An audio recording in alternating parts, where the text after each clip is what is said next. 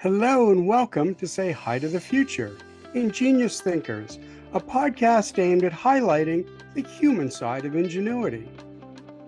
With me today is Katie Hodgetts, climate activator and founder of the Resilience Project.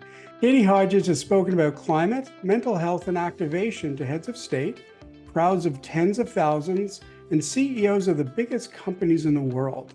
She founded the Resilience Project at age 24 after seeing little psychological and inner-led support on offer for young people in navigating burnout, climate anxiety, and being the generation to fix it. Katie, I listen to that. I hear what you've done. I have kids and stepkids between 25 and 35. And honestly, I couldn't agree with what you are doing and your insights to drive it more. It's usually the older generation going, oh, we had it so hard, we had it so whatever. I really have a lot of, I'm not going to say sympathy. Sympathy isn't my thing, but empathy for this next generation. I see them struggling with things about lifestyle, children, not having children, the fear of bringing people into this world. And for the first time, I sit back and go, yeah, we really didn't do a great job on this handoff. I'm sorry. Yeah, thank you for sharing and thank you for the generous introduction. You know, that burden, that being the generation to fix it, that is a really complex psychological picture for people of my generation and younger. So for me, my story started when I was 21 and I started campaigning for climate justice, for climate action. And I campaigned with a few different youth groups. And I campaigned in Europe, I campaigned in the UK, I campaigned beyond Europe. And whilst each of those groups, we differed in tactics, we differed in theories of change, we differed in what we were campaigning for, the commonality that I saw across all of these groups was poor mental health. It was what we now call climate anxiety. It was a lack of training on how to deal with this burden, to feel like it was on us. And in 2019, it was the year of the youthquake. That's when Greta to the stage and millions of us followed her lead. And in that youthquake, there were so many adults who were saying, "You're amazing, you're an inspiration, keep going." And thank you to all of those adults. But also at the same time, it put a tremendous amount of pressure on me and on others to keep going, to keep being this beacon of hope and beacon of light to others. And for me, that really contributed to my burnout. So I burnt out in 2019. And I looked around and I thought, it didn't have to be this way. I didn't have to get to this point if I had an adequate support system around me. If I had adults to say, "You're doing amazing, but have you taken a rest? When are you going on holiday? When are you lying on a beach?" I really needed someone to say, "You're allowed to stop. You're allowed to rest. This is a relay race. Pass the baton. Hand it to someone else for 1 week and let yourself just be young. Just allow yourself to be 23 years old rather than a politician." And that was really the beginnings of the Resilience Project, because from my burnout, I just felt that anyone who was courageously stepping up and stepping forward to steward the planet essentially should be rewarded with joy and support and connection rather than despair and burden and hopelessness. So that's why I set up this organization that is really by youth for youth who understand, as I said at the beginning, this really complex time to be living in emotionally, psychologically, and spiritually. So I hear that, and I have the opportunity part-time to teach, and I'm happy about the message that you're talking to, because one of the things that I do speak to my classes, and a lot of them are grad students, is you got to take a beat. I mean, Mm. this is like a 40-year journey. And I don't say that in a bad way. I've had an amazing 35, 40-year journey, but it is that. And you can't burn out in your first year. And the truth is, I remember it. I did too. I was working 7 days a week. I was so like, I've got to do this. I have got to do this. I've got to get ahead. So I'm glad that one of your messages is take a beat, take a week, take whatever it is. Nighttime, yeah, it's okay to sleep. So one, I think that's a super important message you're giving. Mm. Yeah, and you tap into something that's really fundamental to the work that we do at the Resilience Project, which is to start to understand what narratives exist in ourselves and in our society that are creating cultures of burnout and cultures where we're wedding our worth to our productivity. Hmm. So whilst we are working here with climate and climate change makers, there's lessons that we can really bring through to the rest of our lives to help us live fuller and more abundant lives and not be working 7 days a week, you know? So I imagine, you know, you pulled out that you said, I need to, right? And I need to, we introduce this idea of narratives. I need to is essentially just a story. Is Mm-hmm. just a story. And that means that if it's a story, you can replace it with a different story. So the work that we do sometimes bringing groups of young people together is uncovering what narratives exist in youth spaces, such as the climate crisis is so urgent that I need to give my whole identity to it. And we start to unpack where that comes from and start to what we call flip the script. So how can we change the story so that it enables us to be able to campaign with more impact and importantly for longer? Because yes, it's urgent. And also, we are in this for the long run, right? So people always say it's a marathon, not a sprint. And it was my friend Jamie who said to me, it's not, it's neither. It is a relay race of unknown length, of unknown distance, of unknown duration.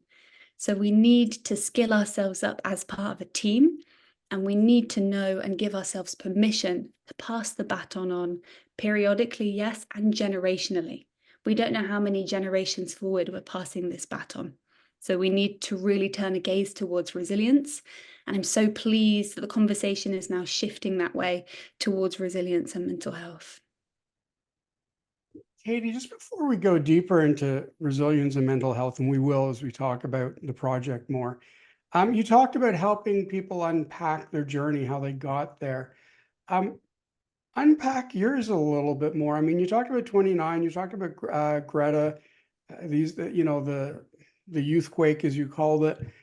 You've taken a position that only a handful of people do. So what was that real trigger that you said, okay, this is my life's calling, if you will. This is something I have to do to feel whole in my lifetime. Mm. When I was campaigning with different youth groups when I was 21, I saw so many of my friends run themselves into the ground. And we're using this word burnout. And I suppose Mhm. that's what it was. But what I saw was that they lost themselves. They were in so much pain and grief and felt loneliness and isolation in a way that I hadn't seen at, at, at such scale. So I appointed myself and became the well-being officer. And I started to design workshops around well-being. And that was the word I was using at that time. And I'd run these workshops when I was 21, and people would just cry and cry and cry. And if people knew that if Katie was running a workshop, bring tissues, we're going to be sobbing.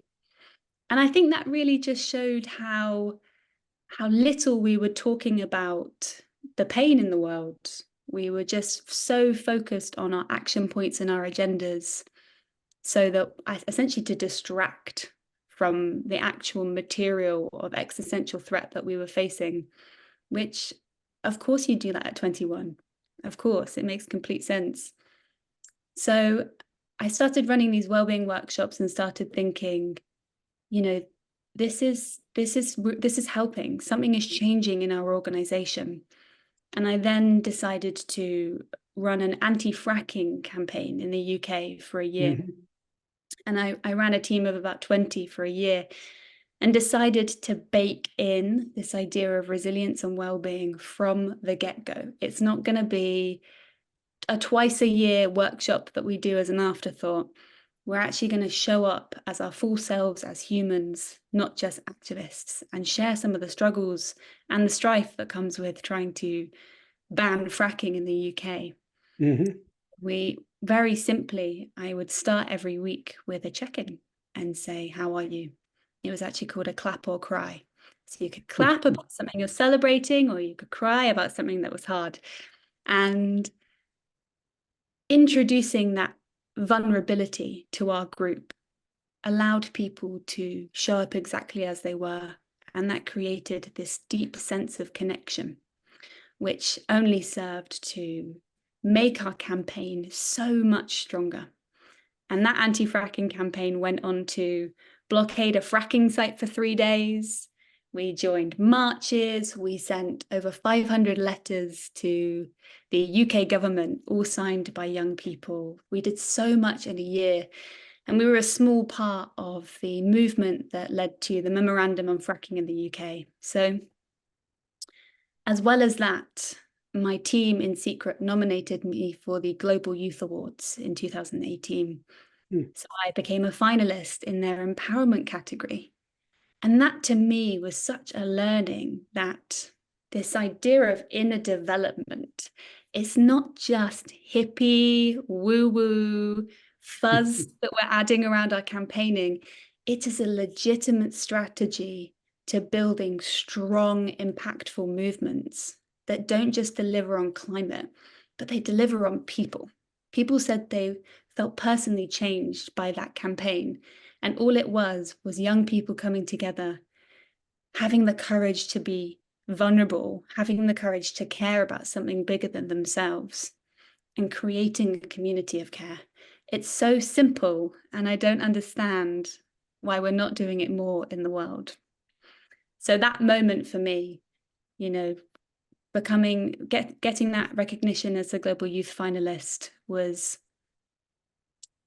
really the beginnings of realizing that resilience and well-being are not afterthoughts or additional to changing the world. They are crucial. They are fundamental. They are the prerequisite. They are the bones and the meat and the flesh of changing the world. So changing the world is a big thing. And those are, some true, the first, your recognition and the recognition regarding fracking in Britain is obviously also a very big thing. But how do you start to translate the resilience, the workshops to a longer term strategy for change? Because, you are moving to a point of from being the teenager, 20-something youth that has the energy, that has the recognition, that has that single point of change to hold up, to being the generation that will have to develop the strategies for better living. So how do you cross that bridge from what I'll call that tactical to when you get into power, when you get elected to parliament or what have you? There's a strategy there to make this work longer term. My first thoughts are that my generation, my groups are really pushing for a decentralization of power.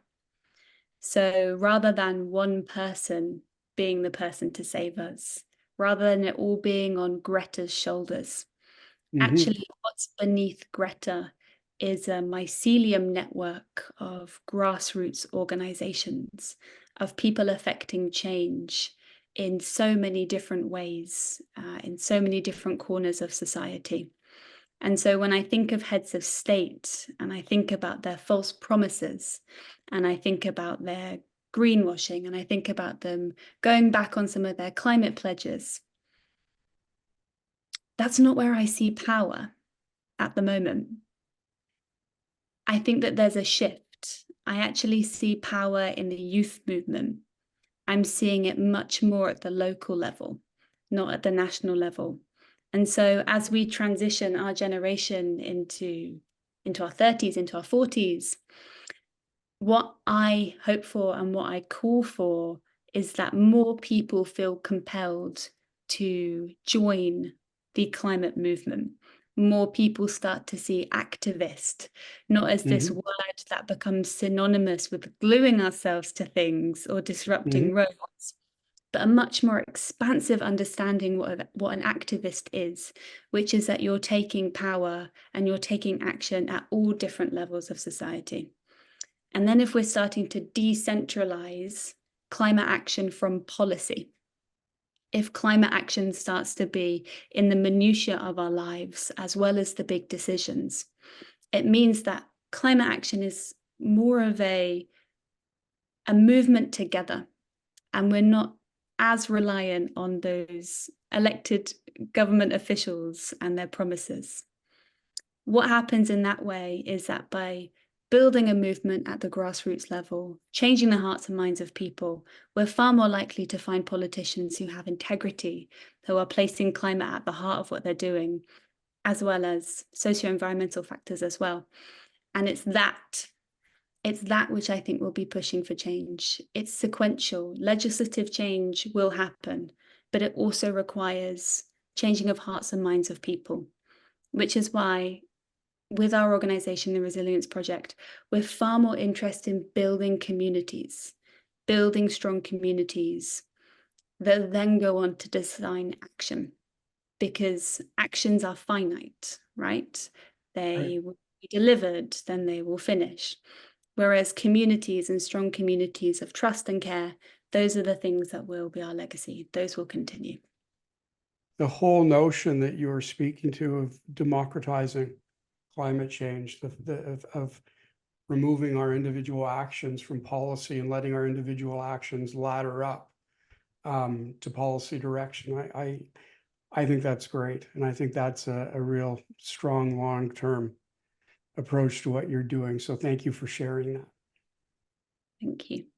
You're joining the stage of the IDG Summit 2024 in Stockholm. What is the summit and what are you most looking forward to? The IDG Summit, the Inner Development Goals Summit. Many people might be familiar with the SDGs, the Sustainable Development Goals. Mm-hmm. And our SDGs have been laid out, and we are now no closer. For some, we are closer to achieving our SDG goals. However, for many of the SDGs, we have regressed. The SDGs cover climate, gender, poverty, equality, ocean, land, etc., etc. And there's a big question mark there, right? We're meant to be developing, tech is improving, yet socially we're moving further back on our pledges and our targets. So we've got the science, we've got the strategies, but for some reason we're not there. The IDGs is a movement that is talking about our inner development goals. So actually, what are our inner development goals that we need to cultivate to be able to enable us to deliver on our SDGs? Again, it might sound fluffy, but it's more about the key skills of collaborating, of thinking, of being. How can we develop these personal skills that aren't taught in educational institutions so that we can have conflict better, so that we can feel less ego and collaborate with other organizations more to create more of a collaborative network.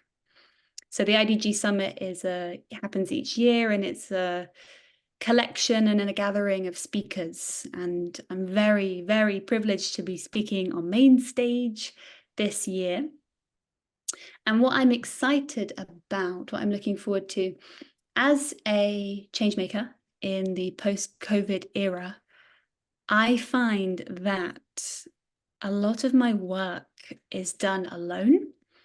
And a lot of my work, because it's in the space of climate and mental health and youth, isn't always a barrel of laughs. It can be quite depressing and can feel lonely. So sometimes when I'm really deep in my work, as many change makers are, because we seem to exist in silos, we tend to have this narrative that we're the only ones that's pushing forward and we're not making any difference, and things feel bleak. Particularly, the world has felt so heartbreaking this past year. And going to the IDG Summit is a reminder that people care, that there are, 5,000, 6,000 people that really care, and they are choosing to be there. And it reminded me that there is more care than there is fear. It's very easy to think that there is more fear, but there is more care. I know that's true. And any kind of conference or summit that is pushing for positive social change, I do feel like an EV car, like I get plugged into the mains when I'm at these summits, and I feel really energized. And I'm not sure if you're familiar with the work of Joanna Macy. I'm not. So Joanna Macy is an amazing Buddhist practitioner, philosopher. She's in her 90s now, and she talks about the great turning as one of the trajectories that we're on as humanity. The great unraveling, business as usual, and the great turning. And the great turning is really moving towards that world of equity and justice and fairness. And I used to think, what does the great turning actually look like, though? Is it world government? Is it electrifying our cars? Is it mental health in the educational curriculums? What does the great turning look like? I really wanted to know what it looked and felt like to comprehend it. And Joanna Macy says that people choosing to be part of the great turning is the great turning. And that really blew my mind. And so when I go to a conference like the IDG Summit, I'm so aware that this is full of people who are choosing the great turning, even if we don't know what that looks like yet. Mm-hmm. And the act of being there is something that makes me feel a real rich sense of hope. I love the notion of the great turning, the way you're describing it, why you're coming together. I think it's really important to point out, though, that and how some of this has come to be a burden of your generation is the generation 20 years ago was pre-technology. It was 20, 25, whatever, it was pre-internet. It was pre-connectivity. And it's not excusing it, but it's understanding that things like the great turning, democratizing the fight for climate change, the fight for civil and social rights globally has really been enabled by our ability to understand and see these things. So I think it's wonderful that these things that would have been sort of isolated in their action, if you will, now have the opportunity to be expressed and acted on globally. Yes, and certainly through connectivity and through tech. And it is, there are pros and cons, I think, of being in a world that's so connected. When I was first campaigning with an organization called Bristol Youth Strike for Climate, I was one of 10, and people in my group were as young as 13. And it turned out that I was the only one in our team that wasn't medicated for depression or anxiety. I thought, wow. Wow. And then I took stock of this world, and I thought, never in the history of the world have we been expected to be online and in connectivity all the time. We can see the news everywhere on our fingertips, even on social media. You can choose who you follow, but you can't choose to control what they share, right? So if I go on my stories, I'm seeing the horror of the world, you know. I can choose not to go on the news, sure, but then I have less agency on my social media, and I still want to be connected with my friends. So why inner development feels even more important now is because we have these amazing, amazing tools, but we're still all flawed humans, right? Who can use a tool to our own detriment. So cultivating more of an awareness of what serves me, what feels good, what does this stoke in me when I'm using this technology will be fundamental moving forward. So pro connectivity, but also aware of some of the drawbacks, definitely. Well, and I think what you're saying too is connectivity. I think we need to use it for the positive, and it goes out to some of the beginning comments or that you had about burnout and learning to take a step back. I mean, the pro of connectivity, as I said, is that these discussions actually have a global platform, and they give you an insight that you never would have had before. But yes, it is one more thing to turn off to, because these global news networks are paid to have viewership 24/7, and it just, there's a sensationalism that, yes, I think can burn out the best of us. Absolutely. I just had 4 weeks off, 5 weeks off work for the first really long time. And one of the learnings, one of the things that really came through with me for me is that humans need software updates too. I was reflecting on my phone, which needs updating once every 6 months or so. And I actually felt inspired by tech. I thought, I've never considered that I need a spiritual software update. I need to reflect on the past 4 years, because life has just been, particularly when I was living in a city, 100 miles an hour. I was just moving from thing to thing to thing to thing, not reflecting on any of it because I didn't carve out the time. And then I thought, wow, where have the past 5 years gone? So when I thought about how do you install your own software updates, I thought about how does my phone and my laptop, all I have to do is make sure I've plugged it into the mains Right. and then switch it off. So that's what I did. I plugged into the mains, which is all the things that give me energy, family, friends, food, mates, football, and I switched off. I turned off my phone, I stepped back, I got into nature. And so exactly what you're saying, that take a beat, take a rest. What I've found really helpful is reflecting on how am I installing my software updates? And it's not some grand spiritual path. It's not just for the elite. You don't have to go to Peru on a ayahuasca ceremony.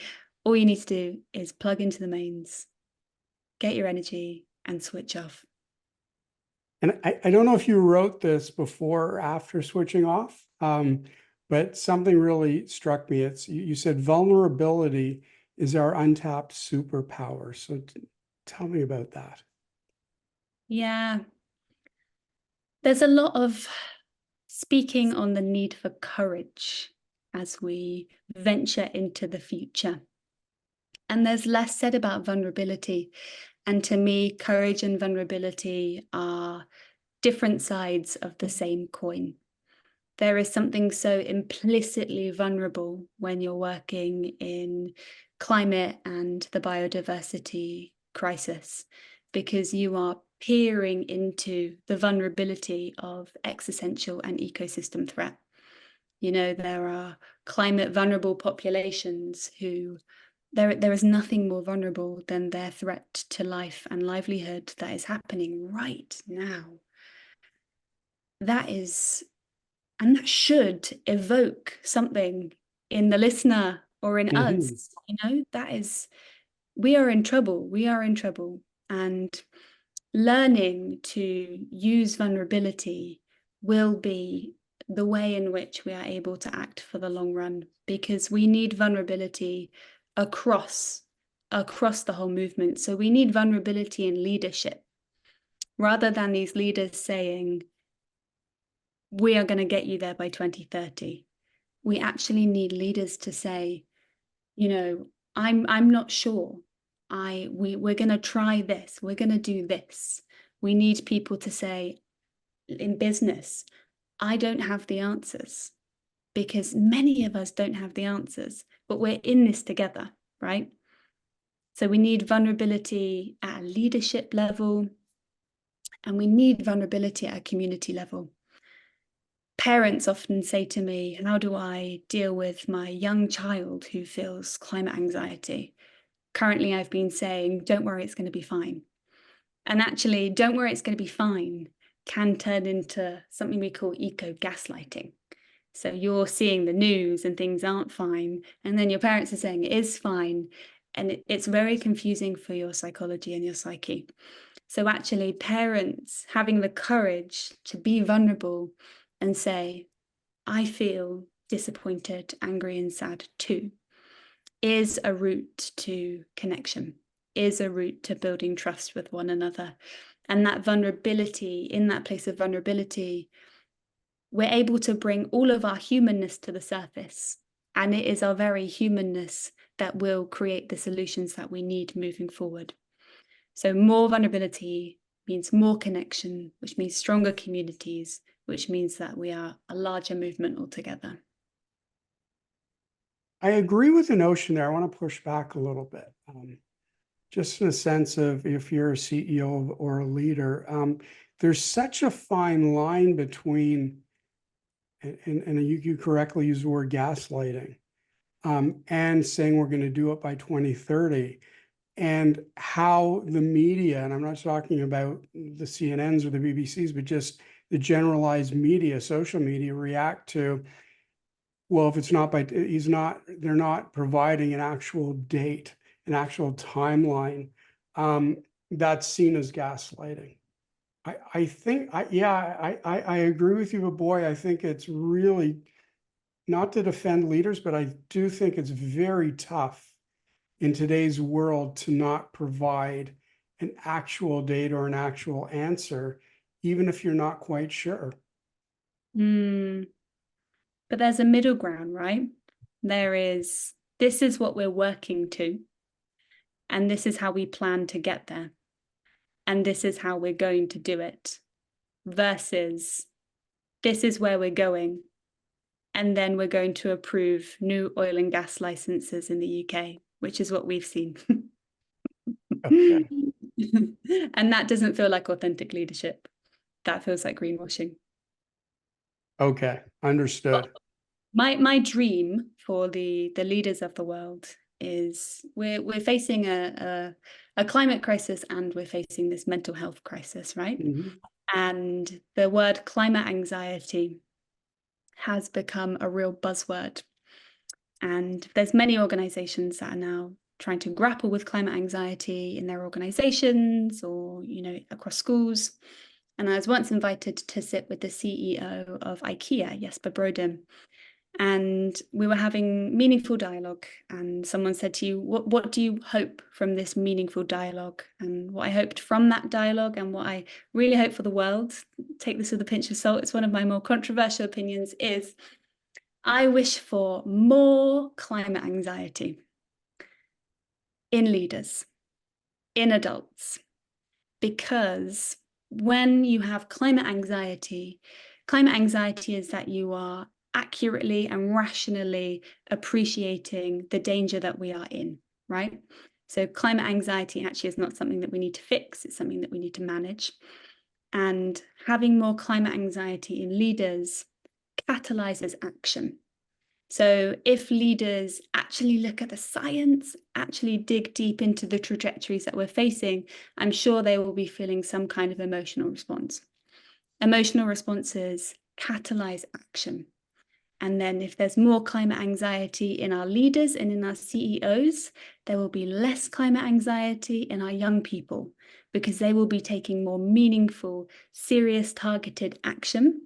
which means that young people will feel less. Because ultimately, if there is a solution to climate anxiety, it's climate action. It's meaningful climate action right now. So that is my wish and my want is I benevolently, compassionately gift leaders, CEOs, and political figures more climate anxiety. So I'll take the climate anxiety. I don't know that that's controversial. I think, though, what you need, what I would gift along that line is the identification of the marathon. You know, we keep hearing things about if we don't change in a year, and then a year comes and goes, and we didn't have an apocalypse.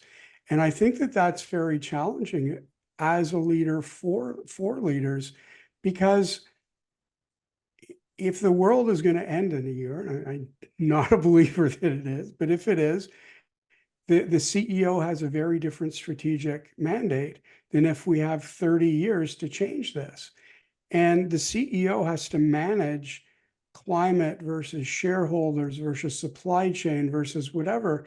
And I think that, and again, so that's why, you know, when we talked earlier about burnout in the long run, in the long term, my wish is for an accurate marathon to be defined, and where the rest stops are and where the water stops are, because otherwise it just becomes, in my mind, like a pinball machine. It's super critical, but it's not quite as critical because it's a year later. Like, let's come up with that as a CEO, a 10-year plan where climate anxiety is given the opportunity to build within the organization, and we're taking actions, more and more actions each and every year. And I think that's more realistic, again, the long term or longer or midterm, than it's all got to be done tomorrow. I think we also need to interrogate when we say we have X amount of years, there's we as a global society, and we're not all in this we together, right? Mm-hmm. Impacts of the climate crisis are felt really disproportionately across the world. So climate vulnerable populations are already reconciling with extreme weather, with death, with climate migration, whereas other populations may feel like they have more time. So there are many different, years and metrics are around, which can be confusing. But that it's truly because we're all working on different timelines, because we'll have completely different privileges. So an awareness also of yes, an organization will be working in its own context, but the more an organization can do today or tomorrow is not just for the benefit of themselves, but for other people across the world. So one of the ways that you've addressed this through the Resilient Project, you talk about resilience circles. And my understanding, and I'm going by, what you've written, they act as catalysts for transformation, empowering youth to transform strong climate anxiety, burnout, and challenges they face into positive social change. So go a little deeper. I mean, you've touched on it, we've spoken about it, but just it seems like these circles are your answer to understanding where we are today, but building that longer term resilience, to make effective long-term change to our world. The circles apply a climate activation methodology, and that has been developed by over the past 4 years with leading youth activists and psychologists. And climate activation differs from climate activism. So climate activism could be seen as policy and action, campaigning for action and policy. It's finite, it's an output, it's something we campaign towards and then it finishes. Whereas climate activation is a life journey and we do it in 8 to 10 weeks, but it's a journey really as a spiral from inner to outer to build our resilience, which then results in climate activism. So we train existing young leaders in pairs to deliver this climate activation methodology through our resilience circles. So all resilience circles are by youth, for youth, which is really integral to what we're doing. So nobody is a trained psychologist. Nobody is a trained resilience practitioner. We're just young people who feel things about living during this time and care. So over the 8 weeks, we move through some depth psychology, various other bits of theory and practice to understand our internal landscape first, which we can conceive of as the domain of the conscious, emotions, culture, and the cognitive. We've already spoken about how we identify some of the narratives that exist in what we do, such as I can't stop, or vulnerability is a weakness. And we look at how we can flip the script to vulnerability as strength. And we do lots of peer support work, so lots of active listening. And essentially, the main, when we've done evaluation, one of the main things that stands out to us as why these resilience circles are thought of as life-changing is because they create spaces for young people to feel seen, heard, and understood. And that is a core human need. And I think for my generation and younger, especially being the social media generation, there's so much loneliness and individualization that finding a space where you can feel a sense of belonging is wonderful for confidence, for sense of hope, for sense of optimism, because you realize that you're not alone in how you're feeling. So in that inner part of the circle, we then move further out to build a strong community. Because whilst we can't change the climate crisis tomorrow, we can protect ourselves and each other from the trauma of being alone with it. So if we build communities of care, we know that as things get more challenging, we've got a community that we can call and can support us. And then the final layer of the spiral is moving to activism or action, a really holistic understanding of activism that's detached from protests and pickets, and actually can be so many things that take us as a whole and our unique abilities into account. And that is moving through that journey. It then means that the action that we're designing is done with a supportive community, a huge amount of introspection, and more imagination. So perhaps then the actions that we create will be more impactful, more innovative, more different, which is what we need as well. We need a real injection of new strategies right now because energy is low and we're at a really critical point. So I don't want to oversimplify because it's a very strong, deep message, Katie. But it's okay to talk to people. Social media is just, it's all about talking at people. And unfortunately, a lot of it is negative speak. And I think that what you're doing fundamentally is just helping people understand again how to speak to one another, how to collaborate, how to be part of something, and to gain energy from the group. And I think that's wonderful because I think that's an art that it's not a lost art, but it's a challenged art. And I think that what you're doing is bringing it back and helping people understand they're not alone in their thinking, in their approach, in their personal challenges, and their worldviews, etc. So I think that's a wonderful thing, not just within youth or resilience as it goes to climate, but just in general today, because we're all missing a little bit of the the collaborativeness that we used to have. I agree. And when I started this, when I was designing this program, I had this bit of imposter syndrome and I thought, gosh, I'm only in my 20s. How can I design a program that tackles this intersection of mental health and climate and youth? And I've been so profoundly surprised at how simple it is. And so you haven't oversimplified, you've hit the nail on the head. It's talking, it's sharing openly, it's seeing someone not just as an activist or the identity that you've given them, but seeing them as a really tender human being that just cares is a life skill we're not taught at school. And I think things would be different if we were. So yeah, I think everyone could do with a resilience circle, change maker or not. I agree with that. And we've been speaking with Katie Hodgetts, climate activator and founder of the Resilience Project. Katie, thank you so much again for being on Say Hi to the Future with us today. Thank you for having me. Pleasure.